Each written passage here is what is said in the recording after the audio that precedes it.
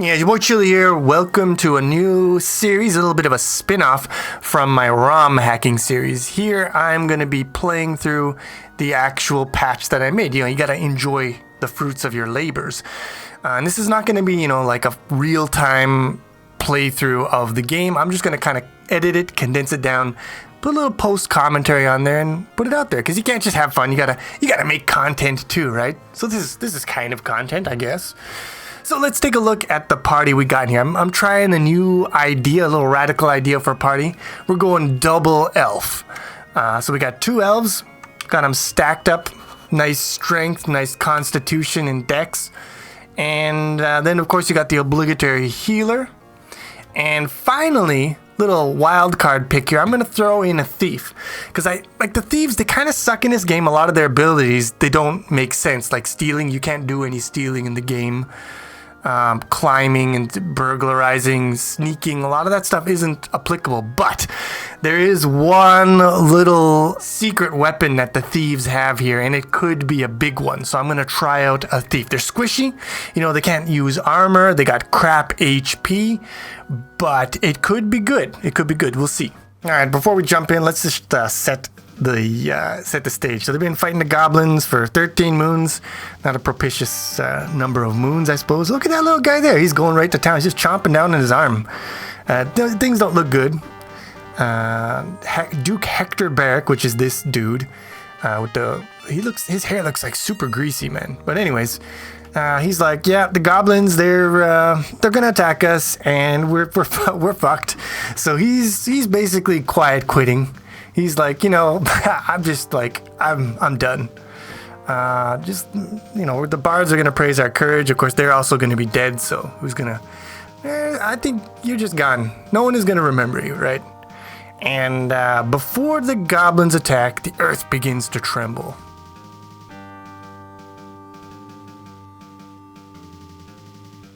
Oh, it's got, I'm going to say that kind of looks like he's showing you his old face. But anyways. Then we get the big suck. Everyone getting sucked up into the sky. And this scene, I showed this in the when I did the patch. But yeah, basically Castle has been teleported to this weird ass valley, and that's the start of the game. And a very cool song, if I do say so myself. I do like the song.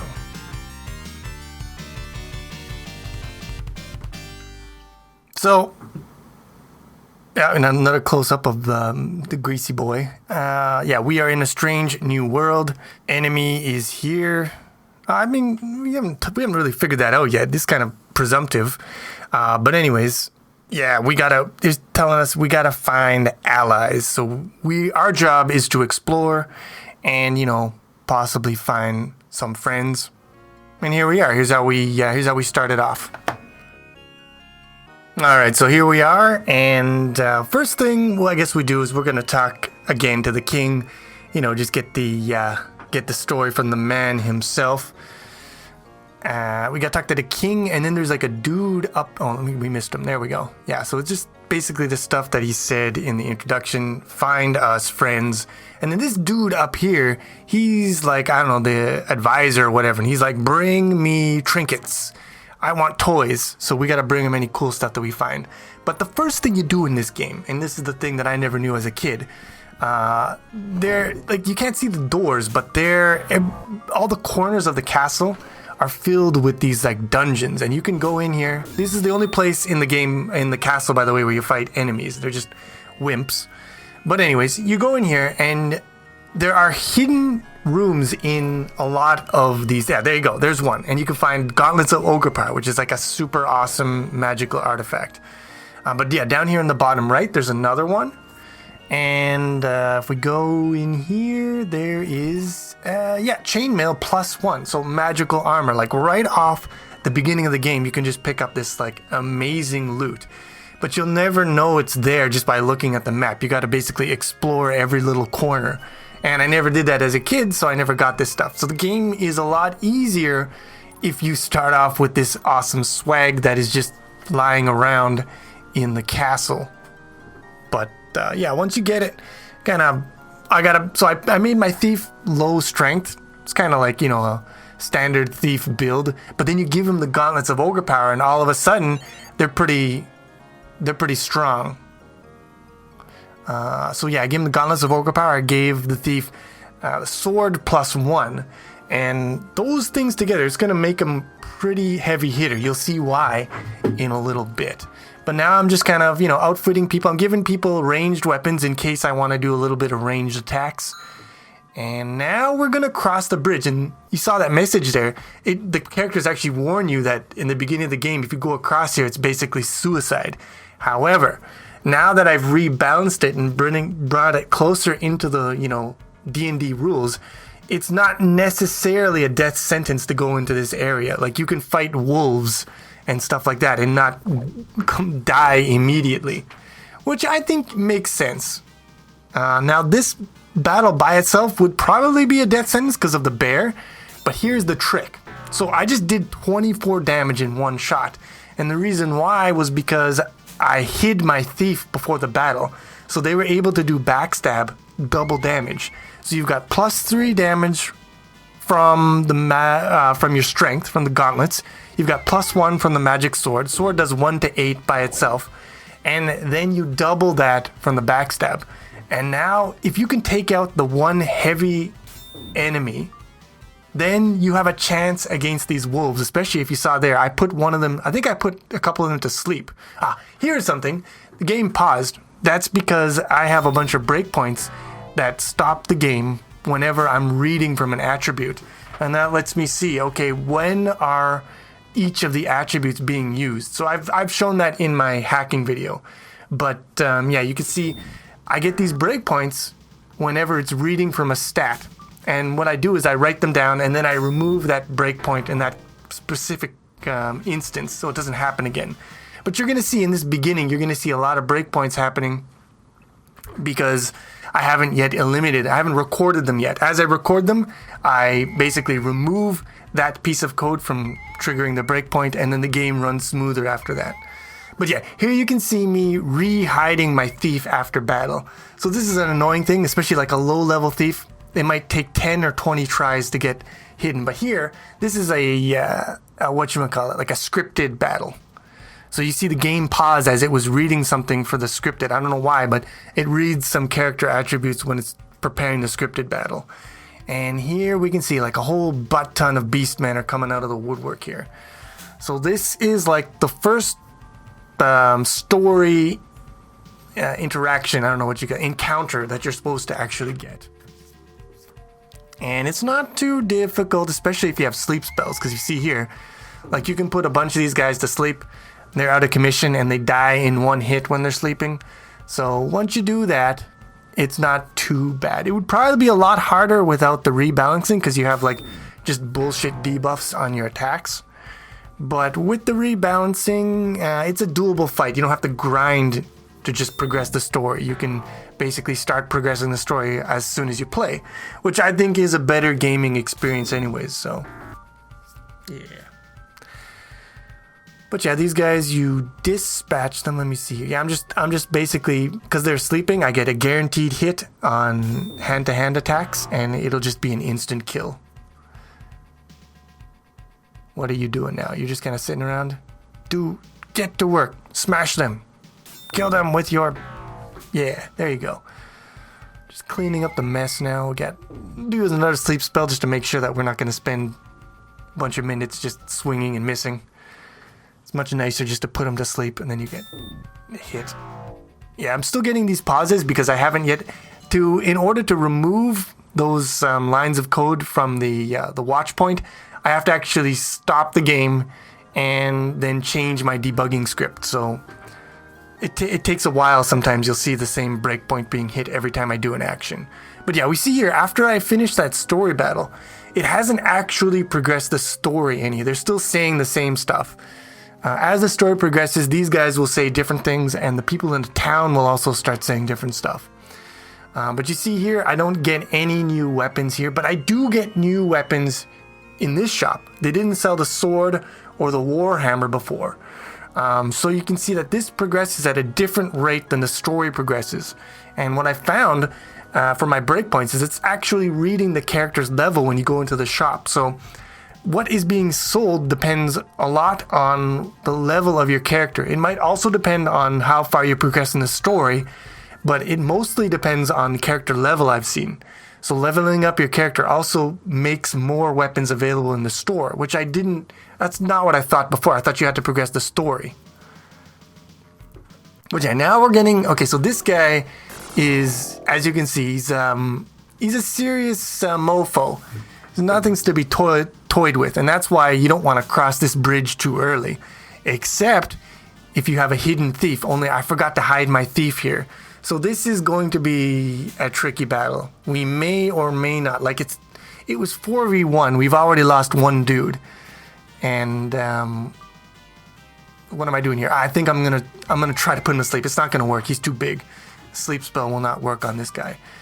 But you can see, even with my rebalancing, it's not easy to fight these guys. So normally, like it's not like my rebalancing has made the game, super trivial or anything. It's like, if even on a 4v1 battle like this, with my thief already leveled up, it's still not guaranteed that you're gonna win. But it's not impossible, and it would have been impossible without the patch. That would just been a battle you could never win in 100 years. But yeah, we go back in here. You get your guys revived for free there, so it's not a big deal. As long as someone survives, you'll probably make it back. It's interesting. It actually reorders your roster here when guys die, so it brings your living characters into the front of the roster, and a lot of the code depends on your living characters being contiguous in the roster like that, so it's important that they reorder it. But I had actually set the comments on my breakpoints. I had set them so that character 1 was elf 1, character 2 was elf 2, and so on, so it kind of messes with my comments when I hit breakpoints and stuff like that, but that's fine, doesn't matter. We get some new things in the weapon shop now because we've leveled up the thief. So I got the +1 spear for my second elf. And I can also get magic missile there because my elf leveled up. So I think what spells are available depends on the level of your magic users. Which makes sense, right? So yeah, I'm just kind of like crossing this bridge here and hiding my thief and then going in and fighting. And I could level up my dudes pretty good there. And now that I'm leveled up, I figure, let me go check out, let me progress the story, because there's Beastman Caves up here to the northwest. Don't go up here, you'll get burned to death, so probably not a good idea. But it's cool that they show you that on the way to the place where you're supposed to be going. I like that kind of game design. But anyways, yeah, we go up here. It's a pretty uneventful journey. You head into these caves, you hit the Beastman. And you're going to notice something interesting immediately. I just tried doing ranged attacks in here just for fun of it to see what it looked like, because it's actually like a broken technique to just go into these dungeons and just spam your ranged attacks. But that's not how I'm going to play the game here. I'm going to play it normal because I'm going to patch the ranged later on anyways to make it less OP. But we already see something OP happening here. Like, this is broken. Let's see if you can figure it out. What is broken about this? Because, I mean, these beastmen are dying super easy. I've done some leveling up, so I'm pretty strong already. But they're just melting in front of my melee attacks. Why is that? Have you figured it out? Look at the thief. Their hidden status. They remain hidden no matter how many times you attack. In the dungeon, there's a bug where the hidden status is not removed when you attack. So you just, if you're hidden when you enter the dungeon, you remain hidden for the whole dungeon. And that means you get a +4 bonus to your hit, so you almost never miss. And when you hit, you do double damage. So this guy is a freaking tank. And look at, he's now 29 HP. I think he's level 4 now. She's level 4. So she's leveling up crazy because the experience is not distributed equally. It's just distributed to the person who gets the kill.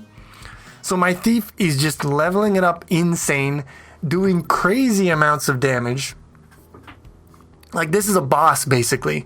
Like, look at how easy I just dispatched this boss. Like, dead. Okay, the boss is dead now. 300 gold pieces. That actually gets distributed as experience to the whole party, by the way. Lots of loot here. So it's too easy. And the main reason why is your thief just remains hidden for the whole damn time. That's not good. So what I'm gonna do is I'm actually gonna do version 2 of the patch. Even before I progress the game, I'm doing version 2. Here's another thing. When you put darkness on a creature, they don't do anything. They're just frozen. And I think you get a guaranteed hit on them after you've done darkness. I can't remember. I can't tell if you actually miss.